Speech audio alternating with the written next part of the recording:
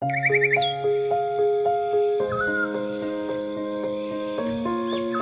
সাজি সাজো কোনো লাভ নাই। পাত্রপক্ষ যখন জিজ্ঞাসা করবো বংশ কি, তখন বলতে হইব আমরা খুব উচ্চ বংশ, সুর বংশ। মা, আমরা কি সুর বংশ? আসসালামু আলাইকুম। আমি এমন কিছু কথা আজকে আপনারা জানাইমু, সারা প্রবাসী বিশ্ববাসী শুনুন। বাংলাদেশের যে অবস্থা, ভারতীয় যে শুরু হয়েছে প্রভাকাণ্ডা, আমরা বহির্বিশ্বের আমরা বহিঃপ্রসার পররাষ্ট্র মন্ত্রণালয়ের আগে আমি একজনের চিনতাম বহিঃপ্রসার বিভাগে অনুবিভাগ।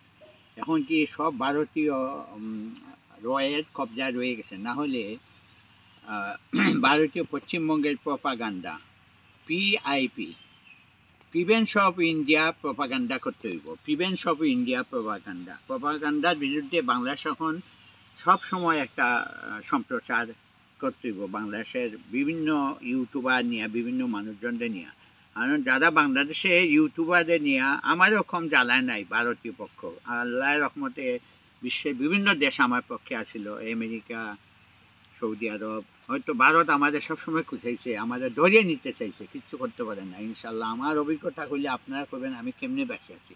আমি তো বাঁচবই, আল্লাহ আমাদের বাঁচাইব ফিরিস্তা দিয়া হইলে সবসময়। জিব্রাইলও আমাদের তুলে নিত।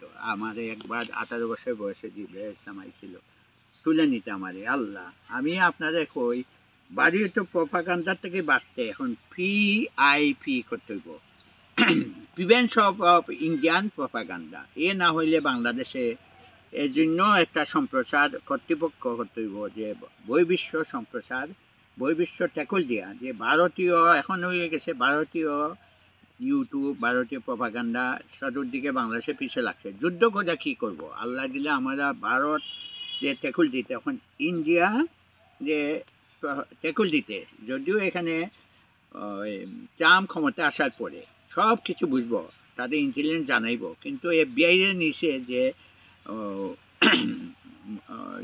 বাংছিল, ওই যে বাবরি মসজিদের যে রাম মন্দিরের প্রবক্তা, সে এখন এফবিআই কী করবো আমরা? আল্লাহ যদি আমরা সহায় থাকি। একটা কথা আসিল, খেলিছ বিশ্ব লয়ে বিরাট শিশু আনুমনে। ভারতের মোদি কি ট্রাম্পে দিয়ে খেলবো বাংলাদেশে হাসিনা আনাইবার জন্য? কোনোদিনও সম্ভব হবে না। আমি আল্লাহর ওলি আউলাদের কসম খায় কইলাম, ইনশাল্লাহ বরফির গাউসুল আজম আব্দুল কাদের জিলানি এবং শাহজালাল রহমতুল্লাহ সবার ওলি আউলিয়া বাংলাদেশে যারা শুয়েছেন, তাদের দোয়ানি আমি বলতেছি, ইনশাল্লাহ কিছু করতে পারবো না। আরেকটা ব্যাপার আইছে, মোদিনা, আমি মনে করতাম পশ্চিমবঙ্গের মমতাদি খুব ভালো, মমতাদি হায়াতে করুণাময়ী, বাংলাদেশে নিয়ে আভ্যন্তরীণ বিষয় করেছে। কিন্তু এটা কিভাবে আইলো, যে আমি যতদূর জানি ভারতের পশ্চিমবঙ্গের মমতাদি বলছে যে ভারতের যে মণিপুরে জাতিসংঘ শান্তিরক্ষী বাহিনী আইব, এটা আবার এখানে ডাইভার্ট করছে বাংলাদেশের শান্তি বাহিনী, ওই জাতিসংঘ শান্তি মিশন আইব। এটা ভুল কথা। সে বলবে তার মনের মধ্যে ছিল, সে আগেও যাদের সাথে আলাপ করছে মণিপুর নিয়ে, মণিপুরে কেন মারা হচ্ছে, মণিপুরে নিয়ে সেইটাতে প্রচার হইল দেখলাম। ওইটা সে, আমি তো তার কথা শুনি নাই, সে কেমনি বলবে যে বাংলাদেশের শান্তি? এখানে এইটা তো এই পার বাংলা ও পার বাংলা। সে মুসলমানদের যে পক্ষে, সে অনেক সময় তাকে এই জন্য ভোট পাইছে। কি নাম, একজন সিদ্দিকুল্লাহ সাহেব, সে তো বলছে এটা বাংলাদেশে মুসলমানদের, বরং মুসলমানদের মারা হয়েছে চিন্ময়দের নিয়ে, কোনো হিন্দু তো মারা যায় না। হিন্দুদের মনে হয় বাংলাদেশে বিশাল রাজত্ব। হায় রে হিন্দু, এরা নিজেই তাদের এইখানে বাংলা মৌলভীবাজারের থেকে আমি যেহেতু বলছি, সৈয়ারপুরে চিন্ময় না ইস্কনের, আমাদের মৌলভীবাজার শহরের পাশে সৈয়ারপুরে আছে, শহরে ইস্কনের অফিস আছে, সেখানে এইগুলার থেকে সৈয়ারপুর মৌলভীবাজার শহরের লগে, ফরেস্টের লগে লরেল হিল পার্ক আছে। লরেল, সেখানে হিন্দিতে গান বাজায়, চক্করে হিন্দিতে গান বাজায়। এইটা কি? এইটা তো এখনও এখানে যৌথ বাহিনী গেল, এটা বন্ধ করল না? কি মীরা আসছিল, মেজর মীর, এগুলো কি সেনাবাহিনীর উপরে? তো সেনাবাহিনীকে আসলে হাসিনার কথা এখনও চলে। মেজর মীরকে আমি দীক্ষা, সে এগুলা বন্ধ করবো না। সে বিভিন্ন রকম এখন কোন কর্নেল টর্নেল আইয়া এগুলাই তো কাজ।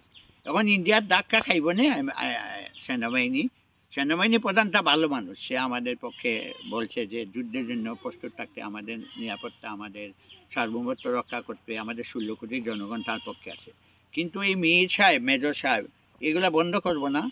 আমি একবার মনে হচ্ছে আমি গিয়ে দেখা করবো। আমি কেন দেখা করবো এই মেজরের লোকে? সে আসিয়া আছে, আবার চলে গেছে এখন ঢাকা, সিলেট। আর পরে কে আইছে? আমি বলবো যে এই যে চক্করে যে লরেল হিল পার্ক, সেখানে ইস্কনের ফর্মুলা মতো চক্করে চক্করে গিয়া করে চক্করে হিন্দি গান বাজানো, এটা বন্ধ করতে হইব। আমরা হিন্দিভাষী না, আমরা বাংলাদেশের মানুষ, ইনশাল্লাহ আধ্যাত্মিক শক্তিতে টিকে থাকবো। আবারও বলি আমি যে আমাদের বই প্রসার দরকার, সবসময় ধারা বিবরণীর দরকার। আমাদের যে ভারতীয় মিডিয়া প্রপাগান্ডা করতেছে, সব ইউটিউবার দেখে ইউটিউবের হেড অফিস নাকি ভারতীয়দের দখলে। ইয়া আল্লাহ, ইউটিউবের হেড অফিসে এত ভারতীয়রা যে ইউটিউবের গান বাজনা যে ইউটিউবের বড় বড় হয়েছে। আল্লাহ তুমি আমাদের দেশকে বাঁচাও, ইয়া আল্লাহ। আল্লাহ তুমি আমাদেরকে বলো, আমাদের দেশকে অলিয়া উলিয়াদের দোয়ায় বাঁচাও, ইয়া আল্লাহ। এই যে আমি বললাম এখন বই প্রচার বিভাগে, অনুবিভাগে, এখানে বই প্রচার অনুবিভাগে তুমি ইয়া আল্লাহ একটা এটা ধারা বিবরণী দেওয়া উচিত, প্রচার করা উচিত। Prevention of Indian propaganda. Propaganda একটা আছে রিপাবলিক বাংলা, সে পাগল হয়ে গেছে। সে প্রপাগান্ডা গাইয়া যে বলতেছে এই এই হচ্ছে এই হচ্ছে, ওইদিকে আগরতলাতে আমাদের ডেপুটি হাই কমিশনার অফিস ভাঙ্গাচুরা হয়েছে। এটা কি? ওরা তো সবচেয়ে বড় বিশ্বের জঙ্গলি রাষ্ট্র। কানাডায় বুঝছে, আরও অনেক দেশ বুঝছে। ট্রাম্প ক্ষমতা নেওয়ার পরে বুঝবে যে কী জিনিস, কি ইন্ডিয়া কী জিনিস। ইন্ডিয়া এমন বুদ্ধি দিচ্ছে যে ডলারের বিরুদ্ধে একটা অভিন্ন মুদ্রা তৈরি করবে। সেইটা রাশিয়ারে বুদ্ধি দিছে, চীনকে বুদ্ধি দিছে। আর যদি ট্রাম্প কিছু করতে চায় হাসিনারা আনতে, এই যে পাখির মতো আমরা পাখি একটা দেখাইলাম, এই পাখি আবার মহিলা, এইটাতে গুলি করা উচিত ছিল। সে পালাইবার আগে আমি বলছি, সে হাসিনা, তাকে গুলি করে মারা উচিত ছিল। আর এখন আমাদের প্রপাগান্ডাকে টেকুল দিব কেমনে সরকার? আসিফ নজরুল নেওয়ার কথা হয়, ইলিয়াস হোসেন নেওয়ার কথা হয়। আরেকজন বই বিশ্ব থেকে শুনলাম, খুব ভালো কথা বলছে। আরও কয়েকজন যে আমিরুল মুমিনিন খুব ভালো ইউটিউবে ছাড়ছে, বাংলাদেশ নিয়ে অনেক কথা বলছে। যদি ট্রাম্পকে দিয়া এই লাঠিয়াল হিসাবে হাসিনার আনার চেষ্টা করে মোদি, তাহলে আমরা তুরস্ক, সৌদি আরব, চীন, রাশিয়ার সাথে আমাদের ডিজেফাই একটা ব্যাক করে নিবে ইনশাল্লাহ। আমরা তো বাঁচব। পাকিস্তান, চীন এবং তুরস্ক, কাতার এবং আরও যারা দেশ আছে, অস্ট্রেলিয়া, আরও যারা এইদিকে জাপান, আমরা জাপান থেকে সামরিক একটা সহযোগিতা, আমরা কয়েকটা অস্ত্র জাপান থেকে আমরা সামরিক দিক দিয়ে বিভিন্ন একটু হয়তো ভালো বিমান বাহিনীর জন্য আনতে পারবো ইনশাল্লাহ। আর আমাদের এরকম যুদ্ধ রাজ্য দরকার। ধন্যবাদ। আসসালামু আলাইকুম। আমাদের আবারও বলি, আল্লাহ আপনাদের ভালো রাখুক। বহির্বিশ্ব প্রবাসীরা শুনুন, বাংলাদেশে যে বহির্বিশ্বে বিভিন্ন দেশে আমাদের লোকজন আছে, তারা দেখুন। ভারতীয় প্রপাগান্ডার বিরুদ্ধে আপনারা একটা, আর আমাদের চিকেন নেকটা নেওয়া দরকার। চীনকে দিয়ে আমরা চিকেন নেক মাত্র 38 কিলোমিটার নেপালের দিকে, এই জায়গা যদি আমরা নিয়ে যাই, বন্ধ করে দিই, 7টা রাজ্য যাওয়া, ভারতীয় 7টা রাজ্য আমরা ইনশাল্লাহ আমাদের দিকে চলে আসবে। তাহলে এইটাই কাজ হবে। চিকেন নেকটা আমাদের নিয়ে নেওয়া উচিত। ভারতীয় প্রপাগান্ডা দেখছি বলতেছে চিকেন নেক নিয়ে এখানে আমাদের বিমান বাহিনী একটা ঘাঁটি করছে কাছাকাছি, পঞ্চগড়ে বোধহয়। এইটা আমাদের নেওয়া উচিত। তাহলে বাংলাদেশে মনে হচ্ছিল হায়দ্রাবাদ আর সিকিমের মতো ওই 8ম রাজ্য বানাবে, 7টা রাজ্যের মতো 8ম রাজ্য হয়। তার থেকে তো প্রায় করেই ফেলছিল হাসিনাকে দিয়া। আবার বলি আমি, হাসিনা যে পাখির মতো উড়িয়া গেল কি, এই যে পাখি আর এই নারী দেখাইলাম, এটা তো হাসিনা। এই যে যেটা আমি থাম্বেলে দেখাইলাম, এর গুলি করা উচিত ছিল। আর আমাদের সেনাবাহিনী তাদের বিমান বাহিনীকে দিল। বিমান বাহিনী কি প্রধান শেখ, আরও যারা ওই যে তারেক সিদ্দিকি, তারপর নাকি তারেক সিদ্দিকি নাকি চিটাং দিয়ে গেল। আমি ধন্যবাদ জানাই আপনাদের এই বাংলাদেশের এই সরকারের টিকে রাখতে হবে, নাহলে আমাদের সব চলে গেল। আমাদের সেনাবাহিনী আর মাথাতে উঠতে পারবে না। পিলখানা হত্যাকাণ্ড দিয়ে তাদের যে দুর্গতি নেমে আসলো, এই আবার সেনাবাহিনীকে মেজর জেনারেলগুলা বাড়াইছে, কিন্তু ভারতীয় কবজার ভিতরে রয়ের। ইয়া আল্লাহ, আমি আবারও বলি, আপনারা বহির্বিশ্ব প্রবাসীরা যেমন আমাদের স্বাধীনতার পক্ষে জনমত তৈরি করেছিলেন 1971 সালে, এখন ভারতীয় যে আমাদের স্বাধীনতা সার্বভৌমত্ব নিয়ে কামড়াকামড়ি শুরু করছে, আমাদেরকে অস্বীকৃতি করার জন্য, আন্দেশ করার জন্য। আমাদের এইটা থেকে আল্লাহ আমাদের মুক্ত করুক। এ আল্লাহ, এ আল্লাহ, তুমি আমাদের বাঁচাও। আমাদের দেশের ইমামদার মানুষের জন্য, 16 কোটি জনগণের দোয়ায় আমাদের বাঁচাও। ইয়া আল্লাহ, আল্লাহ, এ আল্লাহ, আমিন।